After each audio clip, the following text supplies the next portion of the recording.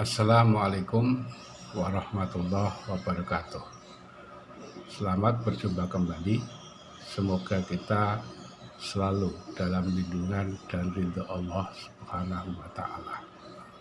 Pada kesempatan ini akan dibahas materi limit trigonometri.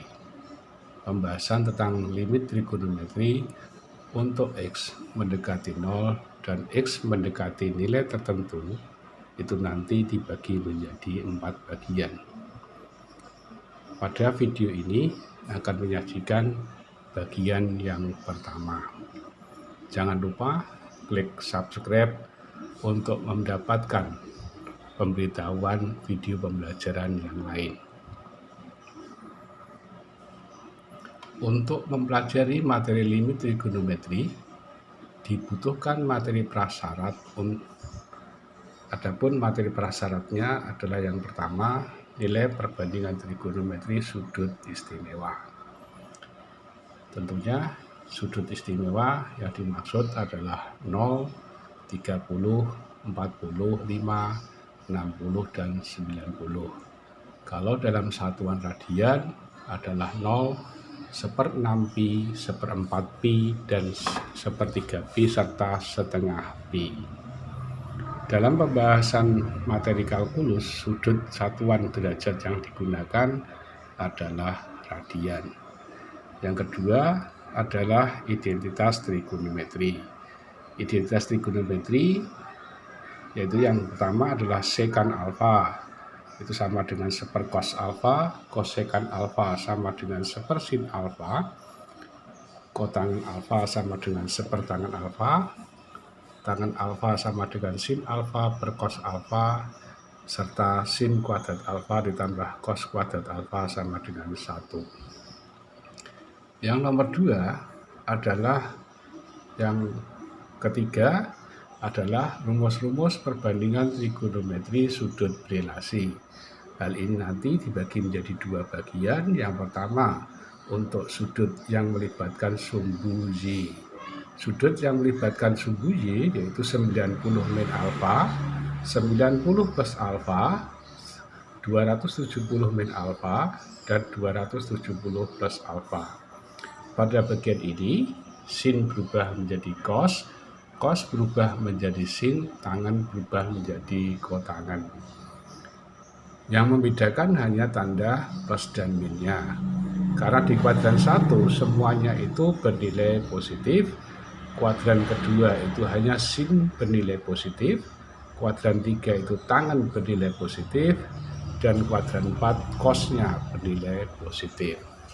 Selanjutnya adalah untuk yang melibatkan sumbu X.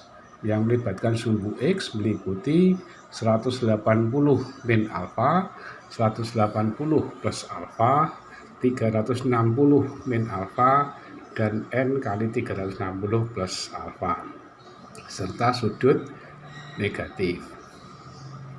Sehingga tentunya di sini pada kasus yang melibatkan sumbu X ini, sin tetap sin, cos tetap cos, tangen tetap tangen.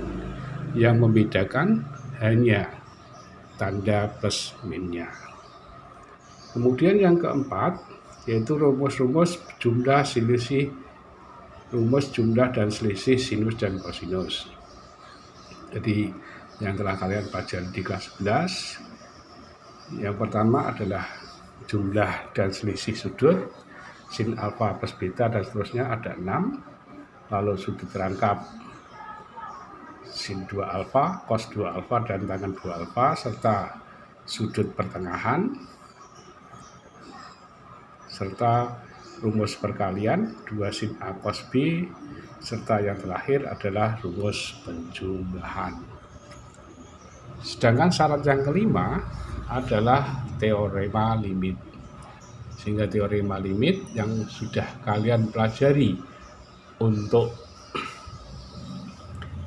limit fungsi aljabar, maka bisa kita terapkan di sini. Nah, selanjutnya kita akan membahas konsep dari limit trigonometri untuk X mendekati 0.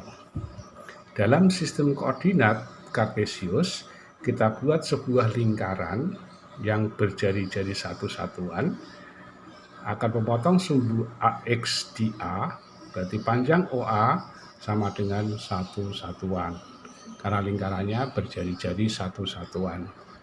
Misalkan ada sebuah titik P pada lingkaran, lalu kita tarik garis dari P tegak lurus sumbu X dan memotong di titik B. Dari titik P kita hubungkan dengan titik pusat koordinat sehingga akhirnya terbentuk sebuah segitiga siku-siku BOP. Nah, lalu kita buat busur lingkaran dengan jari-jari OB sehingga nanti memotong OP di titik C. Nah, dari sini terlihat ada 3 buah bangun, yaitu juring atau sektor AOP, segitiga siku-siku OBP, dan sebuah sektor atau juring BOC. Sebelum membahas tentang perbandingan ketiga buah bangun tadi, kita ingat tentang bahwasanya luas sektor AOP kita bandingkan dengan luas lingkaran sama dengan besarnya sudut AOP dibagi dengan besarnya sudut lingkaran. Sudut lingkaran adalah 2pi. Dengan demikian, luas sektor AOP ini sama dengan sudut AOP, yaitu X dibagi 2pi, dibagi dengan luas lingkaran. Luas lingkaran adalah pi R kuadrat. Dengan demikian, luas sektor AOP sama dengan setengah kali X kali R kuadrat, di mana X-nya adalah sudut pusat dari sektor itu. Jadi dengan demikian luas sektor adalah setengah kali sudut kali jari-jari kuadrat. Nah, sekarang kita kembali pada gambar. Di situ ada 3 buah bangun, yaitu bangun yang pertama adalah juring atau sektor AOP, segitiga siku-siku BOP, dan juring atau sektor BOC. Kalau kita bandingkan ketiga bangun itu, ternyata luas sektor BOC itu lebih kecil dari luas segitiga siku-siku BOP, lebih kecil dari luas sektor AOP. Sehingga luas sektor BOC itu berarti setengah kali sudut kali X kali OB kuadrat. Sedangkan luas segitiga berarti setengah alas kali tinggi, setengah kali OB kali BP. Sehingga luas sektor AOP berarti setengah kali X kali OA kuadrat. Sehingga OB itu sama dengan cos X. Kalau kita lihat segitiga siku-siku BOP, kosinus X itu sama dengan OB dibagi OP. Sisi samping dibagi sisi miring. Karena OP-nya sama dengan 1, berarti OB sama dengan kosinus X. Demikian juga untuk BP. BP itu sama dengan, berarti sin X adalah BP per OP. Berarti BP-nya nanti sama dengan sin X. Sehingga setengah kali cos X kali sin X. Sehingga untuk sektor AOP-nya berarti karena OA sama dengan 1. Sehingga bentuknya akan menjadi setengah kali X cos kuadrat X lebih kecil dari setengah cos X kali sin X lebih kecil dari setengah X. Ya. Sehingga dari hubungan ketiga bangun itu akhirnya didapat bahwasanya setengah X cos kuadrat X itu lebih kecil dari setengah cos X sin X lebih kecil dari setengah X. Jika bentuk ini kita kalikan dengan 2 per X cos X, maka didapatkan cos X itu lebih kecil dari sin X per X, lebih kecil dari 1/4 cos X.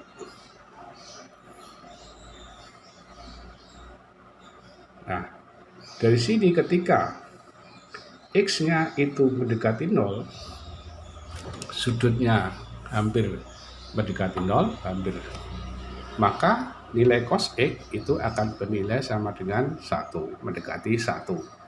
Sehingga akhirnya diperoleh limit cosinus X untuk X mendekati 0 itu lebih kecil dari limit X mendekati 0 dari sin X per X, lebih kecil dari limit X mendekati 0 dari 1/per cos X. Sehingga dengan demikian limit X mendekati 0 dari cos X, tinggal kita substitusi, berarti cos 0 mendekati 1, 1/per cos 0 mendekati 1. Dengan demikian limit X mendekati 0 dari sin X per X itu di antara 1, kurang dari 1, dan lebih dari 1. Sehingga ini juga atau dapat juga kita peroleh bahwasannya limit X per sin X itu juga untuk X mendekati 0 nilainya antara 1 dan 1. Dari pengertian ini maka didapatkan bahwasanya limit sin X per X untuk X mendekati 0 itu nilainya 1. Demikian juga limit X per sin X untuk X mendekati 0 sama dengan 1. Inilah nanti yang kita pakai untuk menyelesaikan daripada persoalan limit trigonometri. Padahal kalau kita substitusi sin 0 itu 0, X-nya 0, 0, sehingga 0 per 0. Maka dengan pembuktian yang tadi, maka kita yakini bahwasanya limit X mendekati 0 untuk sin X per X itu 1, limit X mendekati 0 untuk X per sin X sama dengan 1. Jika bentuk setengah X cos kuadrat X lebih kecil dari setengah cos X sin X, lebih kecil dari setengah X yang kita peroleh di bagian depan tadi, bentuk ini kita kalikan dengan 2 per X cos kuadrat X, maka diperoleh 1 lebih kecil dari sin X per X cos X, lebih kecil dari 1 per cos X. Sehingga kita ingat sin X per cos X itu tangen, maka dengan demikian 1 lebih kecil dari tangen X per X lebih kecil dari 1/per cos X. Jika X mendekati 0, maka cosinus X akan mendekati 1. Sehingga diperoleh limit X mendekati 0 dari 1 lebih kecil dari limit X mendekati 0 dari tangen X per X lebih kecil dari limit X mendekati 0 dari 1 per cos 0.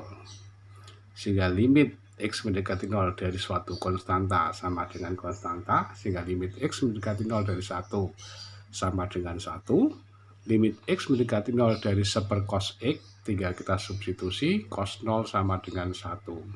Dengan demikian, limit X mendekati 0 dari tangen X per X itu nilainya kurang dari 1 dan lebih dari 1. Atau dari sini dapat diperoleh juga bahwasanya limit X mendekati 0 dari X per tangen X nilainya juga di antara 1 dan 1. Dari hal ini maka kita dapatkan bahwasanya limit X mendekati 0 tangen X per X itu 1, limit X per tangen X untuk X mendekati 0 juga sama dengan 1. Jika X mendekati 0, maka AX juga akan mendekati 0. Sehingga dari bentuk tadi, maka diperoleh sin AX per AX untuk X mendekati 0, 1. Limit X mendekati 0 dari AX per sin AX itu sama dengan 1. Limit tangen AX per AX itu juga sama dengan 1. Limit X mendekati 0 dari AX per tangen AX juga 1. Dari pembahasan di atas, dalam menyelesaikan limit trigonometri dapat digunakan aturan berikut. Yang pertama, limit X mendekati 0 sin X per X nilainya sama dengan 1. Yang kedua, limit X per sin X untuk X mendekati 0 sama dengan 1. Yang ketiga, limit X mendekati 0, tangan X per X sama dengan 1. Yang keempat, limit X per tangan X sama dengan 1. Yang kelima, limit X mendekati 0, sin AX per AX sama dengan 1. Yang keenam, limit AX per sin AX untuk X mendekati 0 sama dengan 1.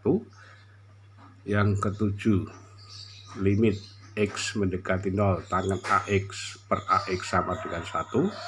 Yang kedelapan, limit X mendekati 0 dari AX per tangan AX sama dengan 1. Sehingga dari 8 aturan inilah yang sudah kita buktikan kebenarannya bisa kita gunakan untuk menyelesaikan persoalan limit trigonometri. Selanjutnya kita bahas contoh berikut. Kita terapkan pada persoalan berikut. Yang pertama, tentukan nilai limit berikut. A. Limit X mendekati 0 dari sin 2X plus cos X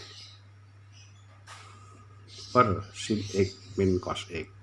B. Limit X mendekati 0 dari 6 tangan X plus pi per 3 min 2 cos 2X.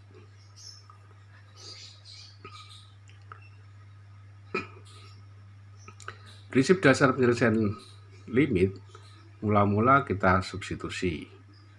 Jika kita substitusi mendapatkan 0 per 0, maka kita gunakan aturan tadi. Ternyata bentuk ini kalau kita substitusi, berarti sin 0 ditambah cos 0 dibagi sin 0 min cos 0.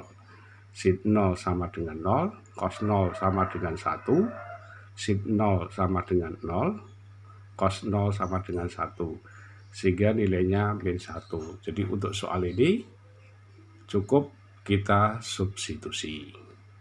Kemudian yang B, limit 6 tangan X plus pi per 3 dikurangi 2 cos 2X untuk X mendekati 0. Maka 6 kali tangan X-nya kita ganti 0, berarti tangan pi per 3 min 2 cos 0. Sehingga 6 kali tangan pi per 3 adalah 60 derajat. Sehingga tangan 60 derajat adalah akar 3 dikurangi 2 kali 1. Maka 6 akar 3 min 2. Contoh 2. Hitunglah nilai limit berikut. Limit X mendekati 0, sin 2X per 5X. Yang B, limit X mendekati 0, sin 6X per tangan 3X.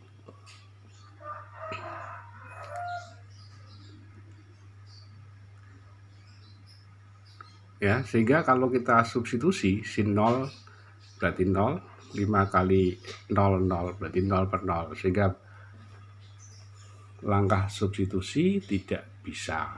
Maka kita gunakan langkah yang tadi di antara 1 dan 8, 1 sampai 8 tadi. Maka limit sin 2X supaya sama, maka kita kalikan 2X. Sehingga karena yang bawah kita kalikan 2, supaya nilainya sama dengan 1, maka kita kalikan 2. Sehingga 2 dibagi 2 sama dengan 1. Nah, sehingga 5 ini kita pindah ke sini, sehingga menjadi 2 per 5. Jadi 5-nya berasal dari bentuk ini tadi. Sehingga dengan demikian, limit X mendekati 0 dari sin 2X per 2X itu nilainya sama dengan 1. 2 per 5, ya, limit suatu konstanta adalah sama dengan konstanta. Sehingga 1 kali 2 per 5. Jadi nilainya adalah 1 kali 2 per 5 sama dengan 2 per 5. Kemudian yang B, limit sin 6X per tangan 3X. Ini juga sama. Kalau kita substitusi, berarti sin 00 tangan 00. Sehingga bentuk ini kita selesaikan dengan cara, maka karena itu 6X, maka bawahnya kita kalikan 6X. Sehingga karena bawah kita kalikan 6X, maka atasnya kita kalikan 6X. Sehingga karena atas kita kali, maka 6X dibagi 6X sama dengan 1. Lalu bentuk tangan 3X supaya sama, berarti kita kalikan 3X. Maka 3X kita kalikan juga dengan 3X. Berarti 3X dibagi 3X sama dengan 1. Sehingga bentuk kiri dan bentuk kanan sama nilainya, tapi bentuknya yang berubah.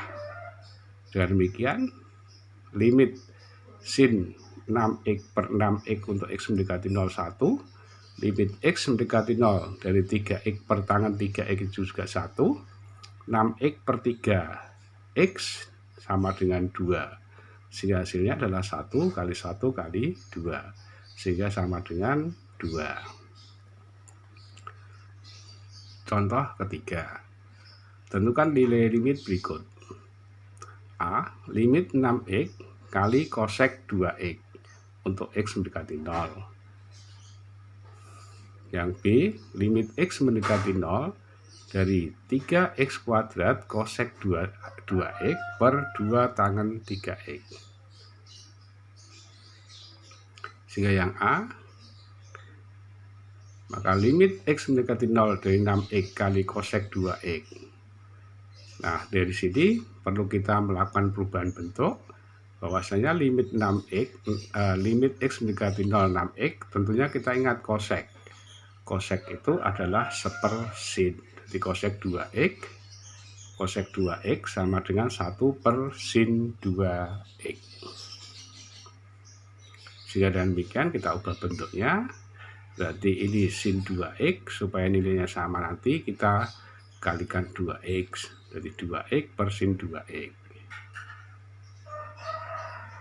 Karena atasnya dikalikan 2X, 2 berarti bawahnya kali 2. Sehingga tinggal 6-nya dari sini tadi. Nah, 6-nya yang ini. Sehingga dengan demikian berarti limit X mendekati 0 dari 2X per sin 2X itu 1. 6 per 2 sama dengan 3. Sehingga dengan demikian nilainya adalah 3. Yang B, limit X mendekati 0 dari 3X kuadrat kosek 2X per tangan 2 kali tangan 3X. Sehingga ini sama dengan limit X mendekati 0, 3X kuadrat 2 kali tangan 3X. Kosek itu sama dengan seper sin. Jadi kosek 2X sama saja dengan seper sin 2X, kita taruh di bawah. Dengan demikian kita ubah bentuknya. Jadi limit X mendekati 0 dari tangan 3X, karena supaya nilainya terdefinisi berarti kita kalikan 3X. Ya, sehingga sin 2X kita kalikan 2X. Jadi 3X-nya kita ambil dari 3X kuadrat. 3X kuadrat itu artinya 3X kali X. Sehingga karena pada sin itu kita kalikan 2, maka 2-nya bawah, sehingga terus kemudian yang atasnya berarti 1. Karena 2-nya sudah kita pakai, terus kemudian 2 yang ini tadi. Nah, 2 yang ini berarti kita turunkan. Dengan demikian 1 kali 1 kali seperempat. Maka nilainya sama dengan seperempat. Demikian pembahasan tentang limit bagian yang paling dasar, sehingga bisa kita lihat dalam penyelesaiannya mungkin pada bagian ini agak panjang, sehingga nanti mungkin pada bagian yang kedua setelah kita memahami langkah demi langkahnya, kita dalam menyelesaikan soalnya akan lebih mudah. Sekian penyampaian materi ini, semoga bermanfaat. Wassalamualaikum warahmatullahi wabarakatuh.